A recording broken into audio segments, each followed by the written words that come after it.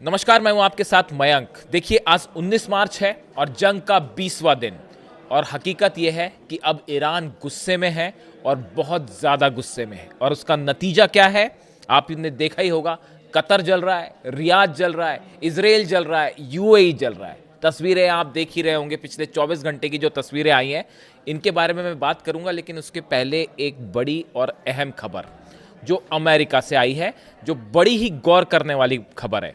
देखिए, अब से कुछ देर पहले, कुछ घंटों पहले वॉशिंगटन में एक अमेरिका के मिलिट्री बेस के ऊपर, आर्मी बेस के ऊपर कुछ अनआइडेंटिफाइड ड्रोन देखे गए। क्या ये ईरान के ड्रोन थे? अगर हम सीधा सवाल पूछें, जिसको लेकर पूरे अमेरिका में इस समय जो है वो परेशानी की लहर छाई हुई है और हर शख्स ये जानना चाहता है कि क्या ये वॉशिंगटन के अंदर ईरान के ड्रोन पहुंच चुके हैं। देखिए, पहले आप पूरी खबर समझिए जो वॉशिंगटन पोस्ट ने छाप रखी है। पूरे अमेरिका के मीडिया में एक खबर है, US official spotted unidentified drones over a Washington army base where secretary of state Marco Rubio and defence secretary Pete Hegseth was present. America के इस आर्मी बेस में, वॉशिंगटन आर्मी बेस में विदेश मंत्री मार्को रूबियो और America के रक्षा मंत्री पीट हेग्सेथ मौजूद थे। इसी दौरान अचानक इस आर्मी बेस के ऊपर कुछ ड्रोन्स दिखाई देते हैं। जैसी ड्रोन्स दिखाई दिए, पूरे आर्मी बेस में अलर्ट कर दिया गया। पैनिक की सिचुएशन थी, मानो ऐसा लग रहा था कि अब कुछ अटैक हुआ और तब कुछ अटैक हुआ। लेकिन उस ड्रोन से किसी तरह के हमले की फिलहाल कोई खबर नहीं आई। देखिए, जैसे ही ये ड्रोन दिखे उसके बाद जो हालात थे वो ऐसे थे कि एकदम पैनिक का माहौल। सबसे पहले पीट हेग्सेथ और मार्को रूबियो को उस आर्मी बेस से अलग ले जाया गया, दूसरी जगह शिफ्ट किया गया। यानी हकीकत यह है कि आर्मी बेस, वॉशिंगटन में आर्मी बेस की आप बात कर रहे हैं, उसमें अमेरिका के विदेश मंत्री और रक्षा मंत्री की सुरक्षा को लेकर अमेरिका परेशान है कि कहीं ये ड्रोन आ गया और ये ईरान का ड्रोन निकला और कहीं गिर पड़ा तो क्या होगा। यानी आर्मी बेस से इन दोनों मंत्रियों को फौरन जो है वो शिफ्ट किया गया। हालांकि देखिए, पेंटागन के जो प्रवक्ता हैं शॉन पार्नेल, उनकी तरफ से उन्होंने कहा कि मैं इस बारे में कोई ज़्यादा जानकारी नहीं दे सकता क्योंकि ये सुरक्षा से जुड़ा मैटर है। और जो आर्मी बेस था उसका नाम है मैकनेयर आर्मी बेस, जिसके ऊपर ये ड्रोन दिखाई दिए। इसके अलावा उन्होंने ये भी जानकारी देने से मना कर दिया कि मार्को रूबियो और पीट हेग्सेथ को कहां शिफ्ट किया गया, कब शिफ्ट किया गया। ये सब जानकारी उन्होंने सुरक्षा कारणों से नहीं दी, और वाजिब है कि नहीं दी उन्होंने। लेकिन अब देखिए, इस घटना ने एक बहुत बड़ा सवाल खड़ा कर दिया है। कुछ दिनों पहले मैंने आपको एक रिपोर्ट बताई थी कि जिस तरह से एफबीआई की वार्निंग आई थी कि कुछ ड्रोन्स जो है, कुछ एक जहाज, उसमें जो स्पेसिफिक जानकारी थी कि एक मिस्टीरियस जो है शिप वो अंदर आ सकता है, अमेरिका के आसपास हो सकता है पहले से मौजूद, और उसके ऊपर से ड्रोन टेक ऑफ कर सकते हैं और कैलिफोर्निया में या अमेरिका के कुछ हिस्सों पर हमले हो सकते हैं। ये जानकारी एफबीआई ने दी थी, जिसको लेके डोनाल्ड ट्रंप से भी सवाल किया गया था। पूरी अमेरिका में सवाल उठ गए थे कि भाई ये क्या घुस के हमला होने वाला है। उसके बाद वॉशिंगटन में अज्ञात ड्रोन आर्मी बेस के ऊपर उड़ना, पूरी अमेरिका की सुरक्षा एजेंसियां इस समय पैनिक में हैं और सबको यह लग रहा है कि क्या अब यह दिन देखना पड़ेगा कि ईरान अब घर में घुस के अमेरिका पर हमले करने वाला है। अभी तो अरब जल रहा है, अभी तो इजराइल जल रहा है, लेकिन क्या अब वो भी चीज दिखाई देखने को मिलेगी कि अमेरिका के अंदर ड्रोन अटैक शुरू हो जाएंगे। इस तरह की बात ईरान की तरफ से भी कही गई है कि आगे आगे देखिए क्या होता है। तो ये खबर है, इसके बारे में जो भी अंदर डिटेल आएगा कि ये क्या था, कैसे हुआ, तो मैं आपको इसके बारे में जानकारी दूंगा। अब बात करते हैं अरब की। अरब देशों पर जिस तरह से हमले हुए वो आपने देखे। इजराइल की बात हम आखिरी में करेंगे। इजराइल की बात मैं आपको सुबह ही बता चुका हूं, सुबह के वीडियो में। और इस समय जब मैं आपसे बात कर रहा हूं, 19 तारीख, जंग का 20वां दिन, दोपहर का वक्त है। मैं अभी आप जब ये वीडियो बना रहा हूं, इस दौरान भी इजराइल पे मिसाइल्स बरस रही हैं और खुर्रम शहर 4 ने जो है पूरे इजराइल को खोद डाला है।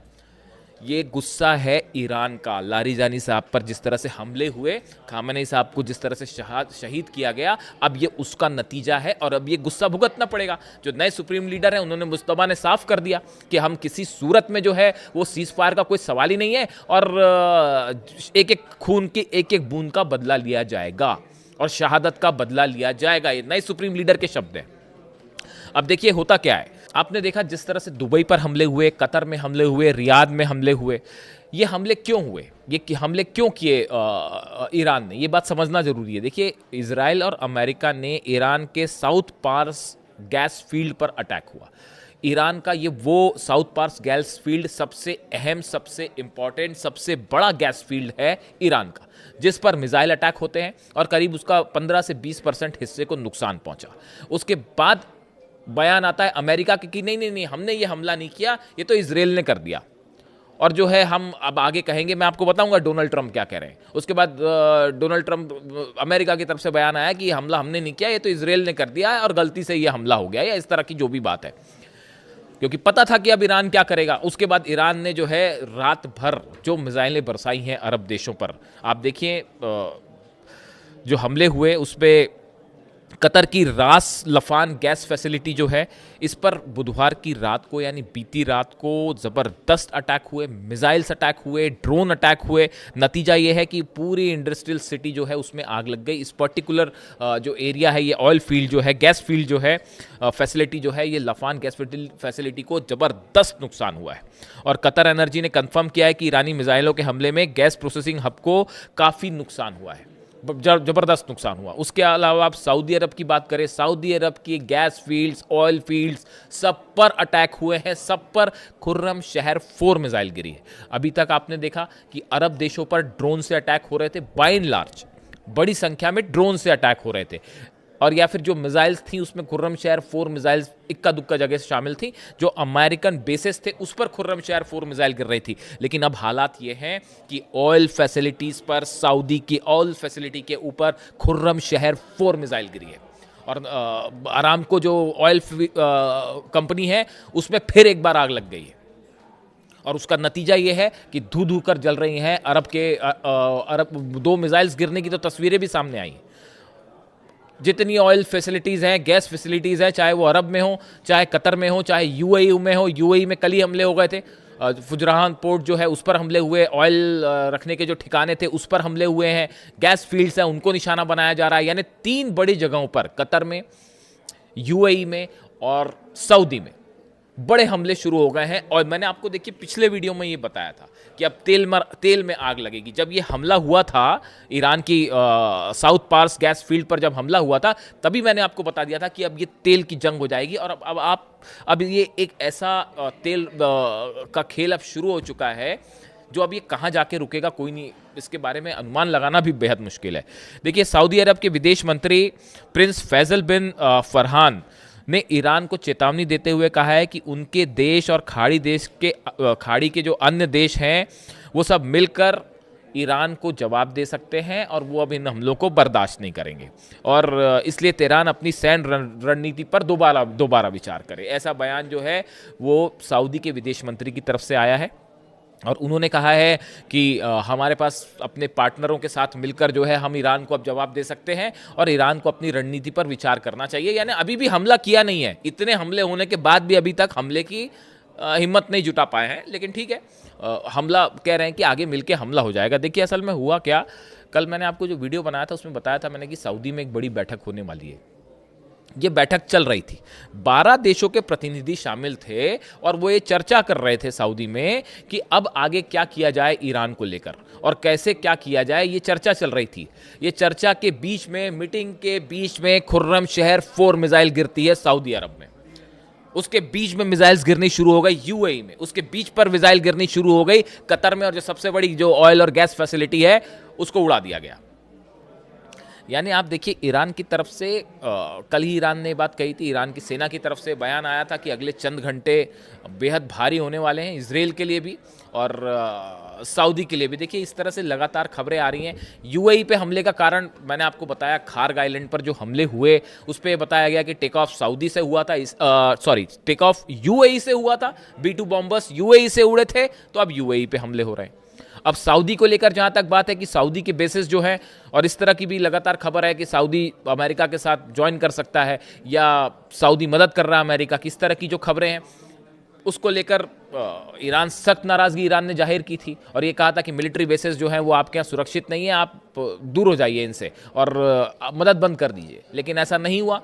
नतीजा है कि सऊदी पर भी हमले हो रहे हैं। कतर का भी यही स्थिति आप देख सकते हैं। अल उदैद बेस पर बड़ी तबाही मची है। अमेरिका का वो बेस जहां पर लगातार बॉम्बर्स उतर रहे थे और जहां पे F-35 जेट्स उतर रहे थे, अब उसका हाल देखिए आप। रडार सिस्टम पूरी तरह से तबाह है। और अब तो कतर की, अब ये मामला सिर्फ मिलिट्री बेसिस पर हमले का नहीं रहा है, अब ये ऑयल और गैस फैसिलिटी पर हमले हैं। और अब मिडिल ईस्ट एक बार नई, इस जंग में नई एंट्री, एक नए दौर में ये जंग प्रवेश कर चुकी है, जिसमें अब खतरे में कोई भी सुरक्षित नहीं है। ईरान की तरफ से एक बार फिर जानकारी दी गई है।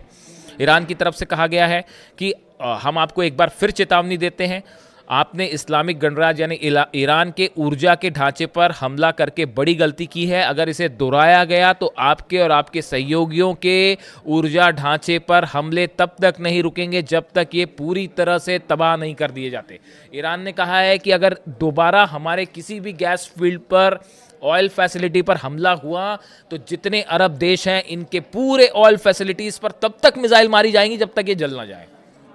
अब देखिए इसके बाद जो हाहाकार मचा है अमेरिका में और अरब देशों में, किसी को समझ नहीं आ रहा कि क्या किया जाए। और अब उसके बाद डोनाल्ड ट्रंप का बयान बेहद अहम बयान है। अब देखिए डोनाल्ड ट्रंप क्या कह रहे हैं। मध्य पूर्व में हुई घटनाओं को लेकर गुस्से में इजरायल ने ईरान के साउथ पार्स गैस फील्ड ठिकाने पर हमला किया। पूरे क्षेत्र का एक छोटा सा हिस्सा ही प्रभावित हुआ है। अमेरिका को इस हमले की कोई जानकारी नहीं थी और कतर को भी इससे कोई लेना देना नहीं था, ना उसे इस हमले की कोई जानकारी थी। अब डोनाल्ड ट्रंप अपनी जान बचाते फिर रहे, वो ये कह रहे हैं कि यानी अमेरिका ने साफ पल्ला झाड़ लिया। उन्होंने कहा कि भैया देखिए ईरान पर जो पार्स गैस फील्ड पर हमला हुआ वो हमने नहीं किया, हमको नहीं जानकारी थी, वो तो इजरायल ने कर दिया और कतर को भी जानकारी नहीं थी। अब ये बात किसको हजम होगी बताइए। और ये अलग अलग हमले मार दिए जाए कि अमेरिका अलग हमला कर रहा है, इजरायल अलग हमला कर रहा है, या दोनों एक साथ जंग कर रहे हैं। इस बयान का क्या मतलब है? इस बयान को मतलब मेरी तो समझ के बाहर है। अब आप इसको जो समझते हैं समझिए। दुर्भाग्य से ईरान को तथ्यों की, डोनाल्ड ट्रंप कह रहे हैं, दुर्भाग्य से ईरान को तथ्यों की जानकारी नहीं थी और उसने बिना उचित कारण के कतर के LNG गैस ठिकाने पर हमला कर दिया। ये कहना है डोनाल्ड ट्रंप का। इसके साथ वो धमकी भी दे रहे हैं, उसके साथ वो ये भी कह रहे हैं कि अगर इस तरह के हमले जारी रहे तो हम ईरान पर ऐसा हमला करेंगे कि वो हमेशा याद रखेगा। वो हमेशा से इस बात को कहते रहे हैं। यानी अब इस पर अमेरिका के राष्ट्रपति का जो स्टेटमेंट आया है कि भाई गैस फील्ड पर हमला किया वो इजरायल ने किया, हमें नहीं पता था, यानी ऐसा लगता है कि मानो क्या कहा जाए इसको लेकर। इसीलिए अमेरिका में ये कहा जा रहा है कि डोनाल्ड ट्रंप के पास कोई रणनीति नहीं थी इस युद्ध में अंदर जाने की और ना ही बाहर आने। अब तो फंस गए, अब तो बाहर आने का सवाल ही नहीं है। ईरान ने साफ कर दिया किसी सूरत में सीजफायर नहीं होगा। और जो ये हमले हो रहे हैं, टारगेट किलिंग्स हो रही हैं, ये हत्याएं हो रही हैं। अली लारीजानी साहब को जिस तरह से निशाना बनाया गया, नई इंटेलिजेंस चीफ को निशाना बनाया गया, बासिस फोर्स के जो हेड है उनको निशाना बनाया गया, ये ब्रूटल मर्डर्स हैं, हत्याएं हैं ये, और उनका एक एक शहीद का जवाब लिया जाएगा, ये ईरान की सेना का कहना है। अब इस बीच में चीन की एंट्री हो गई है। ये जितने हालात हैं, बताया जा रहा है कि ये अगर ऐसे ही कुछ दिन और चलता रहा तो ये कोविड के स्तर से बड़ा क्राइसिस होगा। यानी अगर आप क्राइसिस को नापना चाहें कि कितना बड़ा संकट आ सकता है पूरी दुनिया में, तो जो कोविड के समय जो संकट था उससे भी बड़ा संकट आ सकता है, ये माना जा रहा है। तो चीन की अब एंट्री हो गई और बताया जा रहा है कि एक बार फिर अब चीन की तरफ से कोशिश हो रही है कि किसी तरह से शायद इस हालात को नियंत्रण में लाया जाए। रूस ने साफ कह दिया है कि जो किलिंग्स हो रही हैं, हत्या करार दिया है रूस ने, पुतिन ने हत्याएं करार दिया, जिस तरह से लारीजानी साहब की हत्या हुई थी। और पुतिन भी सख्त नाराज हैं इन किलिंग्स को लेकर। यानी अब आप देखिए हालात क्या है कि अमेरिका में ड्रोन घुस रहे हैं, अरब के गैस और तेल की जितने इंस्टॉलेशंस हैं वो जल रहे हैं। और इजराइल की जो ज़्यादा बात करने का मतलब नहीं है, क्योंकि वहाँ पता चलेगा क्या हुआ। 300 मिसाइल्स ने हिट किया है इजराइल को बीती रात।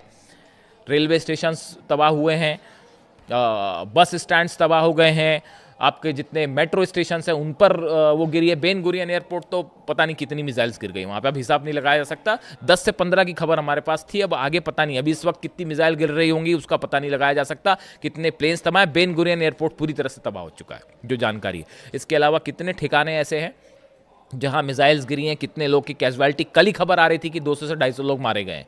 और उसको इजराइल कैसे कबूल करेगा, सामने आएगा, वो पता चलेगा। लेकिन फिलहाल हालात ये हैं, ईरान गुस्से में है और बहुत गुस्से में है। अपडेट होगा आप तक पहुंचाऊंगा। Thank you so much.